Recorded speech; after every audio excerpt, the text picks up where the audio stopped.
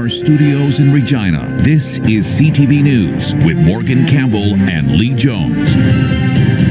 Good evening. One woman is speaking out in frustration today. She says she reported her historic case of sexual abuse last year, but Saskatchewan RCMP aren't taking action. Alison Bamford has more on the alleged incident and what police have to say in response. With me, he literally trafficked me, right? Like, I was trafficked.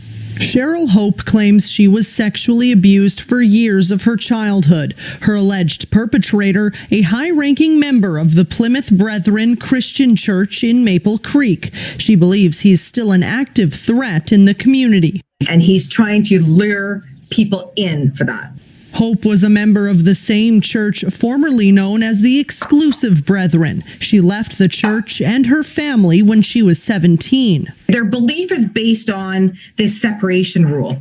So they separate themselves from the world. They separate themselves from evil. Hope reported her historical abuse case to RCMP a year ago.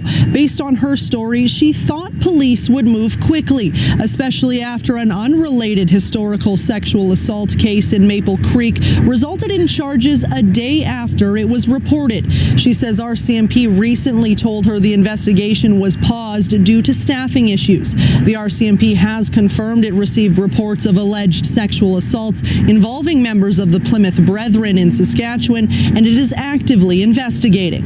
I'm not holding my breath. Hope says there are other victims who are too scared to come forward. She believes that's what's holding up the investigation. A spokesperson for the church says they have not been contacted by RCMP. In a statement, the church says in part, they take any allegations of unlawful conduct very seriously. In the event that the church is contacted by the RCMP, it stands ready to assist them in their search for the truth of any allegation.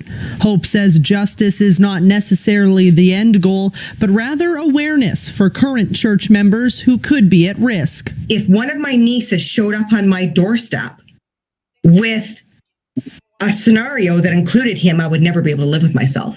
Alison Bamford, CTV News, Regina.